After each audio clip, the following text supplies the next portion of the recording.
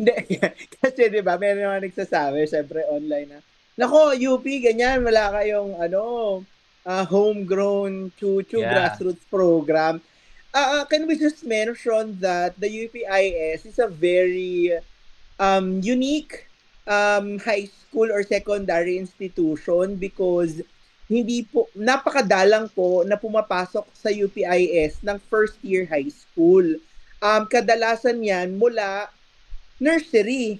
Either nursery grade 1 tapos may mga taon lamang na kapag bumaba yung enrollment o mababa na yung number of students, nagbubukas po sila ng slots for say first year high school o grade 7 na ngayon. Pero yun for just for the information of everyone, sa UPIS po nagsisimula sa nursery, kindergarten. Kaya Ah. so Tama. paano naman natin malalaman yung potential nung 4 years old o 5 years old sa basketball para masabi lang na meron tayong grassroots program. So yun, medyo iba po kasi yung case ng Eduk pa. UPIS. Eduk pa ang may hawak sa I think, UPIS, di ba? yeah, I think we really need to change our mindset regarding excellence when it comes to education and also the line of work eventually people will be getting, Parang Mm-mm. are we really did they come to the university to study or To specifically play. a career in a particular area? So if they are playing, I mean, there is a career, pwede kang kumita ng pera para maglaro ng basketball, ng volleyball, ng golf, or whatsoever. And there is science behind it. That is something that they would be interested to study. And if they excelled on that science and that Bonus. course of studying, then that's good enough, for example. But if they're already performing, di ba, parang people would choose obviously to stay or choose to leave a particular organization. For UPIS, it's primarily an educational institution. And I think Coach Bo, together with Coach Gold, also are just making tweaks and changes. Just as so, we're also entertaining not only people that might be has excellence in, for example, academics, but that also has excellence also perhaps in sports. Kasi that's something naman that is worthwhile also to be developed, di ba?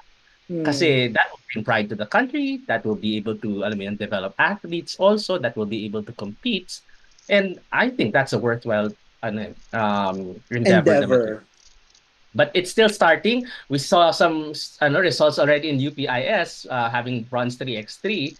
So it might be 2 to 3 years down the line that we'll see yet again people cropping up into the seniors division coming from UPIS. But it's coming.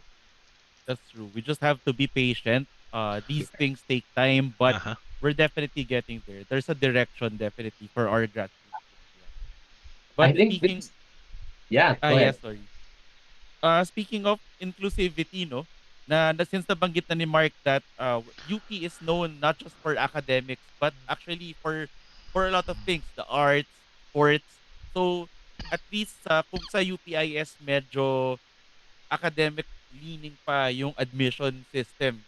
Sa college, there are a lot of different ways to enter the university, no? Very inclusive yung university natin.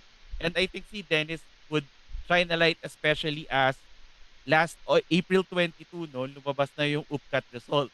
Lahat pa tayo, okay, sige, hindi mo natin pag-uusapan yung personal UPCAT stories natin dito. Attorney Dennis, take it away. Actually, upkat ko 1980s pa naman. Hindi, Hindi ko ano alam muna, kung ano eh. welcome and mabuhay sa mga bagong squad iska, hindi ba? Yes, mga bago. Yung mga Welcome. actually, like Welcome. sabi, may bagong series squad na naman tayo. Yung mga bagong pasa ng ating upkat. And recently, kalalabas na lang, I think, mga 2 or 3 weeks ago, lumabas ang ating results ng ng ating upkat. Ang upkat natin, yung sa results recently, ang ilang bang pumasa sa atin dyan? 17,996 passers. 196, 'di ba? 13% daw 'yan nung na-exam na 236 examinees all over the country. Meaning, mas tumaas pa ang pumasa ngayon ng 6.74% kaysa ng last year. And ang inaano pa nga nito is more yung economic indicators, mas nakita doon na naging inclusive siya. Meaning, it cuts across different sectors na kasi yung recent statistics nito nung pinakita nilabas ng ating administration 55% galing sa public schools. Ito yung mga science and non-science high school. Samantalang 45% yung private school. Kasi dati, di ba, lagi natin binabanggit, bakit Yes. ganun yung result? Laging private schools yung nagdo-dominate or yung Mhm. majority na pumapasa sa UP, bakit private schools? And samantalang supposed to be mas bigyan niya yung mga galing sa public schools. In effect kasi, di ba, dapat yun kasi public school tayo, dapat mas bigyan natin ng chance yun. And itong recent results, medyo nagbabago yung ano niya, yung economic ah ah parang economic setup ng mga bagong pasa. And Alam mo, hopefully, may take ako dyan. Feeling ko dapat hindi nagmamatter kung private o public. Ang nagmamatter yung access to UPCAT. Kung lahat yon pwede mong, di ba kasi, di ba may program ngayon, yung meron kasing mga pumapasa ng UPCAT, hindi tumutuloy kasi galing sila sa malayong lugar yes. o kaya hindi kayang suportahan yung pagpunta sa campus, hindi ba? So, di ba may program na tayo dyan, tama ba, Dennis? Yes, meron silang ano, kasi ngayon ang tama si Jello dyan, na sayang kasi minsan papasa ka pero hindi ka tumutuloy. So yung ating admin, meron silang yung isang program tinatawag nilang wait, hanapin ko lang. O, sina-champion ni President Gigil kasi Yung nakita ko sa Liga post. Scholar Program. Ito yung pumasa ka, tapos pero kasama ka doon sa geographically isolated and disadvantaged areas and low income background. So ang gagawin nila, kung pumasa ka, i-assist ka nila economically. Ibibigay nila iba-ibang sport sa'yo para ma-maintain mo yung status mo doon sa ano. Kasi tandaan natin, isa sa pinaka-competitive na exam ay UP UPCAT. Ay UPCAT natin. Kasi unlike ibang eskwelahan, ito yung may right minus wrong na exam. Diba? Parang okay. Kasi sa iba, pwede ka bang hula para palaki mo score. Ito hindi. Kasi pag nahula ka, 0.25% ng maling answer mo, i-deduct yata dun sa ano, dun sa score mo. So, bababa yung score mo kapag puro mali yung sagot mo. And yun nga yung ano dun.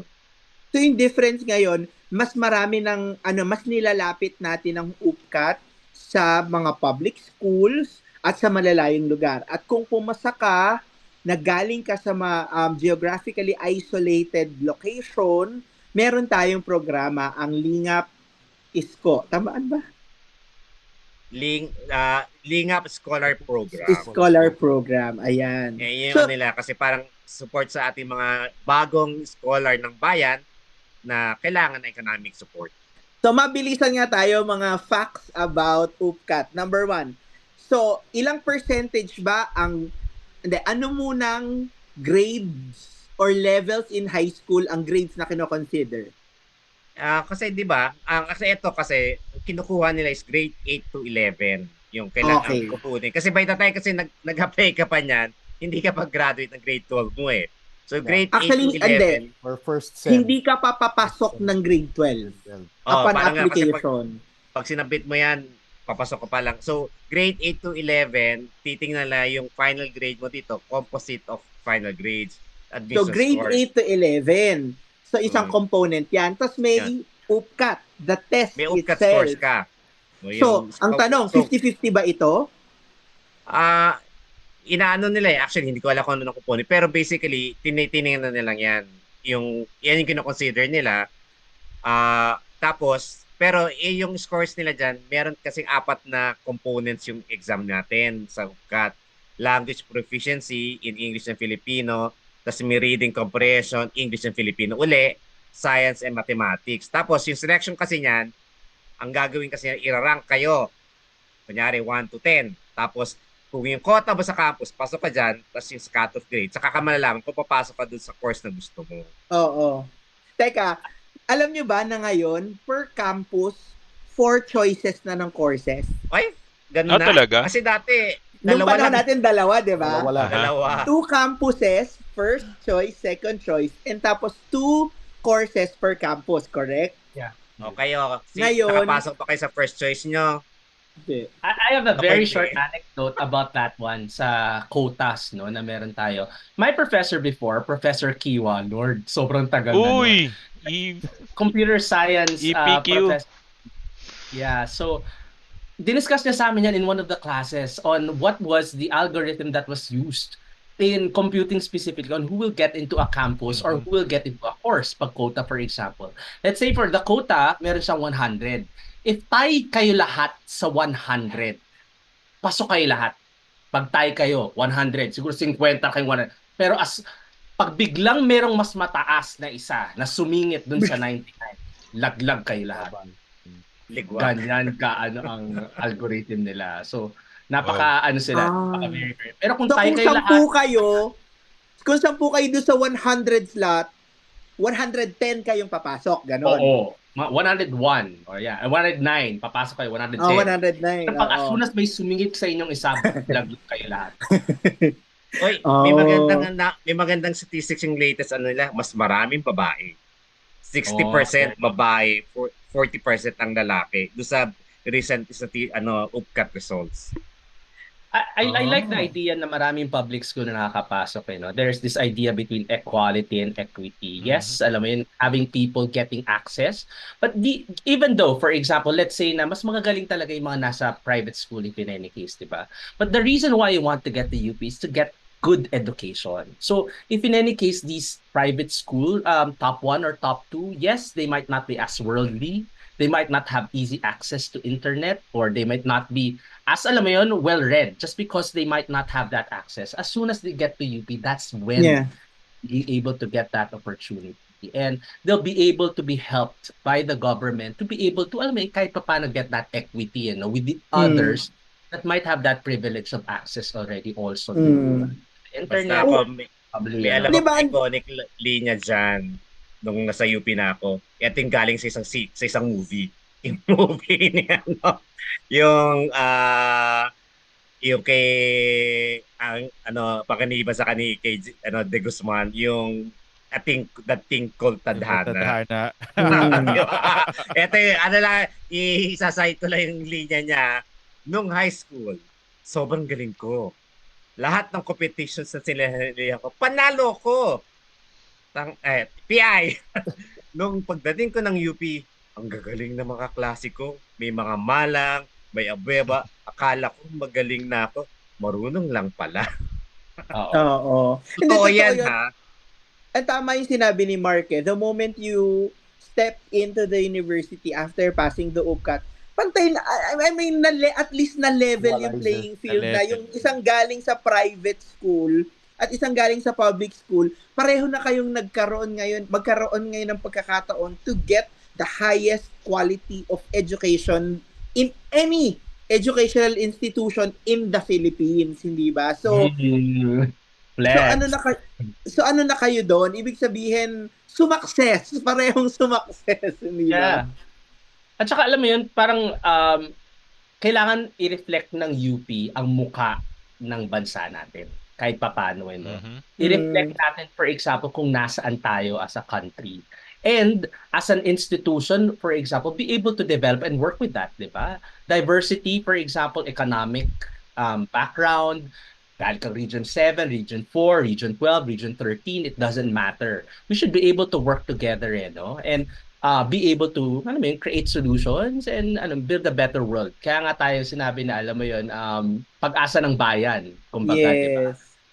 Yung kailangan natin na simulan somewhere. Pag-site lang ng statistics, Diba sabi statistics na Ay, sige, go, Dennis. Okay, site lang natin statistics na galing sa infographics ng ating information center. Basically, meron pa rin tatawag tayo na didodomate ang nasa Diliman. 32.9% ang napunta sa Diliman na mga nag-UPCAT. Sumunod dito, yung sa UP Los Baños, 23.7. Tapos, nandyan na si UP Manila, 8.5. Tapos, si UP Baguio ay 7.6. Kasama niya si UP Visayas, pareho sila 7.6%. Tapos, si UP Mindanao, 5.3%. Tacloban, 4.0%. Tapos si UP Open University 2.4, si UP Pambaga 1.5. Ayun yung distribution ng percent. Parang commensurate sa dami ng ino-offer na course. Yes, siguro yan yung kasi basically Diliman pa rin yung pinakamaraming course na Yeah. And from what I understand the infographic as well, mas marami pa rin talaga ang nakakapasok mula sa Calabarzon at sa Metro Manila into UP. Pero ito maganda. Meron silang binigay na number. 379 ang galing sa ating indigenous cultural communities. Tapos ang pinaka-highest dyan ay That's 379 qualifiers. 2% siya nung pumasa. Pinaka-mataas ay galing sa Cordillera, 54. Yeah. Tapos That's Northern why Mindanao, in UP 46. So ganun. in UP Baguio we have PIC, a program for indigenous culture. So ano siya talaga? Pagpasok ng mga UPCAT passers in UP Baguio, inaano agad. May org agad yung mga members ng indigenous groups. Kumbaga parang yun agad yung ano nila, yung sinasalihan nila. Yeah. Ito pa isang magandang mas tumaas daw yung first generation ng 13% tumaas siya. Meaning, yung mga walang kamag-anak pumasok, parang ako, unang pasok ko to, syempre cultural shock ako kasi ako lang yung first UP sa family namin. 'Di ba? Pagpasok mo lagi yung unang warning sa'yo, huwag kang sasali sa rally. Yan ang unang sa'yo. Nila alam pagkatapos nun, talagang naging involved sa So wait, so 'di ba, yung high school grade mo, tapos yung UPCAT score mo, pag pinag-combine yon, either papasok ka, ma-admit ka sa campus mo at sa course mo, pero ang tawag doon ay ang ating UPG or ang ating UP predicted grade. Diba? Yan yung sinasabi na kapag nagpe-perform ka above that, okay. Kapag daw mas mababa, yun na yung dumidelinkwente ka sa UPG. Tama ba ako? Yun ang ano ng mga advisors natin. Yeah. Alam mo, wala pa kaming ganyan. Test lang kami before. So nung sa amin, so after nung, so 'di ba, sasabihin sa'yo, ito admitted ka na. Ito ang UP predicted grade mo. Dapat ito ang GWA mo o general weighted average mo, it's either mas mataas or pantay lamang para ka good standing. Kapag bumaba doon, ibig sabihin nagdidelinkwente ka. Naawal ako noon kasi dati meron tayong tinatawag na PD eh. Ewan ko lang kung meron pa siya ngayon. Ano yun? Permanent Probably similar. permanent disqualification ba?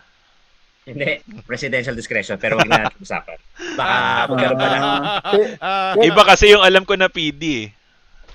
PD, Public Display Protection pa ng PDA. Hindi, yun nga. Dati sa UP dyan. Yung permanent disqualification yun eh. Pero speaking of presidential discretion, in recent memory ba, nagpapa-press con ba talaga ang UP president ng UPCAT results? No. Hindi, no?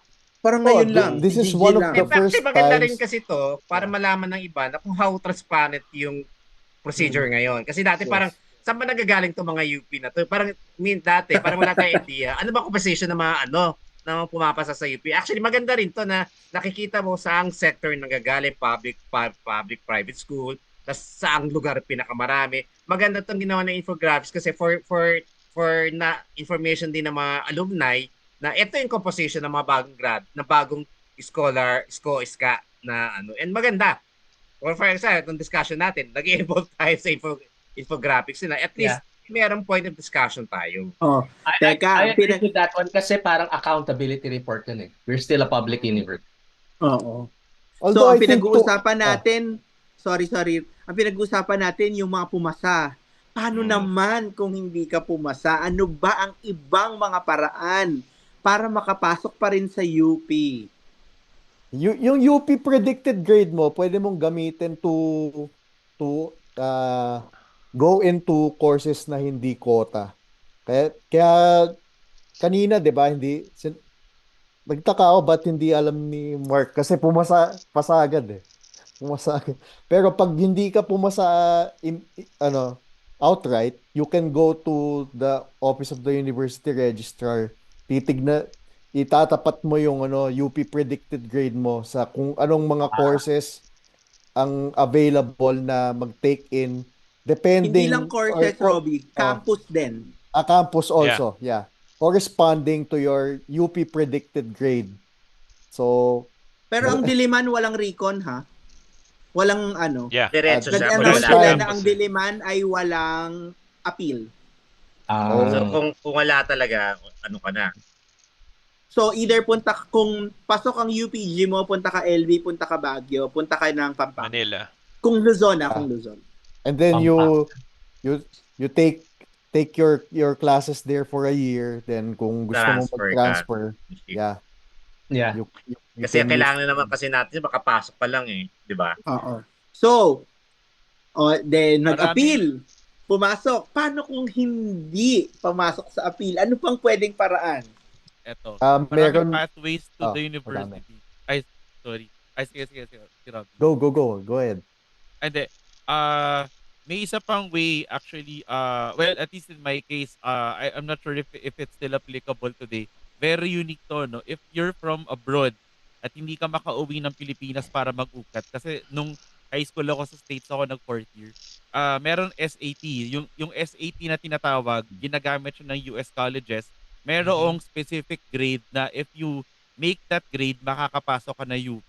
Pero once you get into UP, doon napapasok yung UPG mo at ipagtatapat kung saang course ka pa pwede makapasok. So in my case, hindi ako makapasok noon sa mga quota courses kasi nauna na siyang napuno ng mga UPCAT passers eh. So Yeah. I just had to choose doon sa UP Diliman courses that still had slots.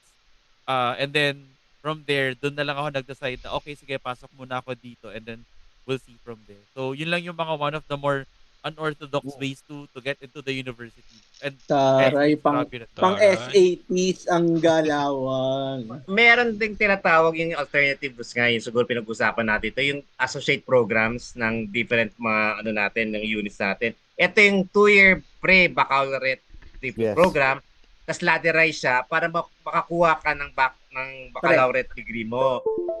Kung okay naman grades mo, pwede kang dumiretso na makakuha ka ng degree. In-encourage nito para magkaroon ng slot yung mga associate programs natin. Basically, bawat campuses natin mayroong mga associate programs na tulad dito sa Diliman. Meron tayong associate in arts. Ito yung malikhaing pagsulat sa Filipino, theater, industrial design, visual communication, studio arts, music. Tapos kung ayaw mo naman sa Diliman, meron tayong UPLB. Ito naman yung Associate in Arts and Entrepreneurship, tapos sa Science, in Development Communications, in Forestry, tapos Sports Studies, di ba? Sports Studies na ngayon. Dati hindi pinapansin, pero ngayon ano niya. Tapos ito maganda, yung Open University natin. Ano nito True Gut ang tawag niyan. Tapos merong Associate in Arts, in Science, Instructional Design and Technology, Arts in Digital Design and Art, Science in Information Technology, and in Digital Enterprise. So sa Mindanao naman, Arts in Sports Studies. Yan ang ating mga Sa UP Baguio may certificate in fine arts, 3 years. After nun, pwede kang mag 1 year for your bachelor's. So yun yung mga alternatives. Pero dahil Saka- tayo na sa pang ating mga UP fight, meron tayong kung saan laging nababanggit kung paano nagkakaroon tayo ng players na hindi dumadaan sa UPCAT. Di ba, Yan. Robbie? Paano Ayan. nga ba yung mga nirecruit galing ibang schools na mabilis ang napasok sa UP? Paano nga ba, Robbie? Di naman yan basta-basta. Syempre, you need to have the specific sports talent, di ba? So, some teams, they hold tryouts. Yung iba, nag-recruit sila ng player. Pero, it still boils down to your UP predicted grade. Kung paano ka, pero syempre hindi naman yan basta-basta. You have to you need the specific sports talent para makapasok sa isang varsity team. Or kung gusto mo rin mag-serve as UP pep drummer or Filipiniana, 'di ba? Depende sa sa program, kailangan mo mag-try out or ma-recruit. So, yung mga respective teams siguro by now until matapos yung season, nag-hold na ng mga tryouts yung mga team. Makikita mo naman sa mga social media sites nila, 'di ba? Tapos, once na-accept ka sa isang team, then you need to go to a particular program, college unit. Depende sa collegiate unit, titignan kung itatapat ng iyong UP predicted grade. Kung pasok siya sa hinihingi sa isang college. So, Robbie, sorry. yun. Pero yung pagkakaroon ng UPG, ibig sabihin nag-upcut ka. Paano kunwari hindi ka nag-upcut? Diretso tryouts. Paano nila aanuhin yung UPG mo? Siguro tulad ng nabanggit ni Miles kanina, no, meron unorthodox na ways to get in. Kung meron kang mga nakuha na equivalent ng upcut tulad ng SAT, or siguro merong mga equivalency test na nakuha ang isang estudyante, pwede rin yun itapat. Depende sa programa na papasukan mo. Pero generally kasi, yung mga baas natin, ang entry point nila kasi basically CHK tayo di ba? Jeno? Yes. Parang dyan Yes. sila lahat papasok. Ngayon, Kaya nga meron tapos pero ang pinaka nila dyan, kung sino yung coach na nagre-recommend sa kanya, pwedeng pumasok ganyan. Pero ang requirement nila, kailangan mong i-maintain yung grade mo UP standard. So hindi porke yes. nakapasok ka, nandyan ka na. Yes. It's Kailangan only pa rin i-maintain yung grade mo. Tapos kung gusto mo mag-shift na ibang course, saka pwede pumunta doon sa ibang course na. Pero ang entry point ko Yes. usually ay yung mga courses sa ating CHK. Yes. Yeah. Kaya yung UPCHK, kasama niya yung OASD, minomonitor nila yung grades mo. May minimum requirement 'yan na UP standard. Hindi walang pagbigyanan 'yan. Kung ano man ang ano ang ang batayan para sa buong Universidad ng Pilipinas system, yun din ang i-apply sa lahat ng players. Kaya nakakabilib talaga pag yung mga varsity players naglala kayod kabayo yan sa training pati sa mga tournament. And yet the next day pa rin sila, kailangan pa rin nilang mag-aral para sa mga classes nila, para sa mga exams nila. So ayun. Yeah. Mm. Ganyan. Kaya huwag kayo magugulat, di ba? Pag kunyari, certain people are not attending or hindi naglalaro sa Pinoy Liga o hindi kasi nga, mga classes din yung mga yan. Nagma-mountaineering din yung mga yan. Priorities nila sa season ang makaayos ng grades. Sa UAAP kasi, talaga doon nakafocus sila, and sometimes obviously they'll probably have a lighter load during the UAAP season. Pero pag off-season, patawarin nyo na pag hindi sila umattend minsan. Kasi na, doon sila, yun ang time nila typically para mag-heavy units. Tsaka Yung the VAS program university, natin, May minimum number of units yan per Oo. year. Yung VAS program natin, 2 campus lang available yan. Diliman and Cebu. So yung ibang campus, wala silang ganyang program. So sa Diliman lang yung pwedeng maging entry point nila. Tapos if they want to transfer to other units, sa kanila. Pero 1 year yan. Parang 1 year muna, you have to establish na you are worthy of yung status na papasok ka ng UP without going to the regular UPCAT. Pero sinasabi na ni Bo, dati kasi dati pa yung nandyan. Pero dahil recently, biglang naging maingay na yung may mapapasok sa atin ng mga players na bakit hindi man upcut yan na? Sa kanila in-explain, we have the VAAS program na kung saan Yes. ang isang athlete, isang non-UP pwedeng pumasok through the alternative routes, yung VAAS, yung associate programs natin. So, marami tayong pinapasok na ways. Misconception talaga na parang, yan, pinapasok lang yan dahil kilala niya si ganito, si ganyan, kaya Pero, at the end of the day, there's still a UP standard that we're following. Na merong, Correct. sige, pasok, pero meron pa ring mga requirements, di ba? Na kailangan pa rin daanan. And It's one thing to get in, it's another thing to stay in, Yes. 'di ba? Tsaka Correct. the university laging pinapaalala, 'di ba, yung student athlete, estudyante ka muna bago ka atleta. Kasi Yeah. hindi ka naman Tama. pwedeng atleta lang, pinapabayaan mo yung ACADS mo. meron tayong minimum na tinatawag, pero we just really need to realign ourselves. What do you mean by genius? Pag meron ba nag-MVP, kunyari itong si JD Kagulangan, number 1 point guard, rookie of the year sa KBL, tawagin niyo ba siya na maghihirap ba yan dahil hindi siya magaling?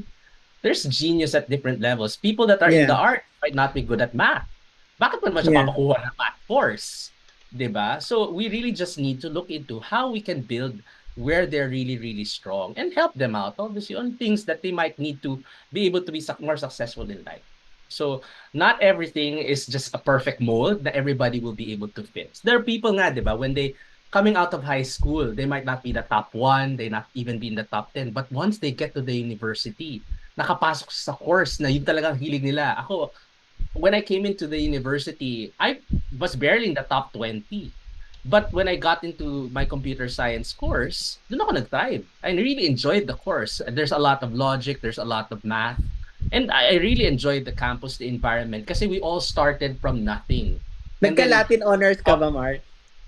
later na yan. So, top 1 ka, isay ka, masay ka, wala akong pakialam. Yun Hindi, pala. pare-pareho tayong cum laude. So, di ba? Ah. Correct, Wow. and I Ang ganda agree.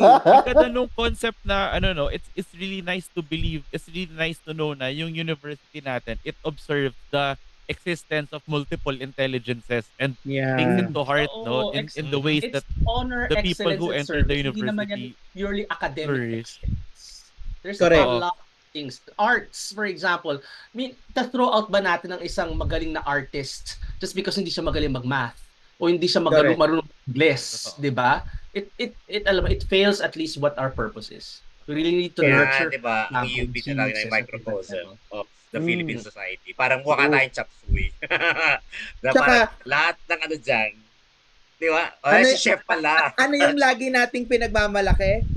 X number of national artists came from UP. Kalahati niya National- galing yung UP.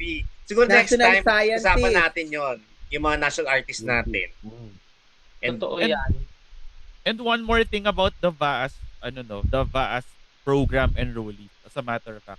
Actually, some of them do excel in academics. Na Yeah. yun lang yung Mga naging gateway US. nila to Yes. enter the university. But as a matter of fact, ako personally, may mga nakalala ako na VAAS, they went on to have jobs in the corporate world that are totally unrelated to their Yeah. sport. I know quite a few lawyers na varsity sila ng judo, ng women's basketball ng UP dati. They came into the university under the VAAS system, and then later on, they were able to leverage yung pagpasok nila into the university to make something Yeah. for themselves outside of their sports pa, and they went on to excel doon sa academic world na pinasok nila. So, Just look into the current hosts and commentators ng Signal at saka ng Pilipinas Live. Most of them came from our courtside reporters. Some, I mean, basketball players. 'Di ba? Analysts that came from UP, alam mo 'yon? Most of them actually came in and became successful in their own fields. Ayel Estraniero is there, 'di ba? We had Avias Fabregas as well as there. So these are people, for example, that have chosen to go into UP to actually play the sport, did well, but then took advantage as well of the resources that we do have. A very good education system. Imagine, that's one of the few things, at least before, nung wala pa tayong pera, that we can offer athletes. A very good education. Once you have that UP diploma, and sinasabi namin yan quietly also sa mga players natin, tapusin nyo kasi kung may UP diploma kayo, kahit saan yan. Oo. Na- Ma-injure ka Verify man o hindi. Diba? Wag Correct. naman sana malapit sa ma-injure. fallback mo. Pwede kang maging engineer Manuel or ano, May narinig Dr. akong chismis Bersola. na si Jacob Bailo ba? Daw university scholar. Tama ba yon? Yes, university scholar siya. Yung Yes. PubMat nung parangal sa mga mag-aaral, siya yung nag-advertise for the UP admin, tapos nakalagay sa caption university scholar. Scholar. Jacob Bailo. Oh, Congrats. galing naman talaga Diba? yan. Baila. Sabi nga daw nila, kung hindi siya nakapasok through the varsity program sa US, kaya naman daw niya pumasa sa mga entrance exam sa mga colleges sa US. So, magaling na bata. Good job. Mahusay. At ayan, ang dami na natin na pag-usapan tonight. At ang dami pa natin pag-uusapan. Maraming salamat sa inyong lahat. Hanggang sa susunod ng episode ng Updates. Cheers! UP Fight! Yeah. UP UP Fight! Fight.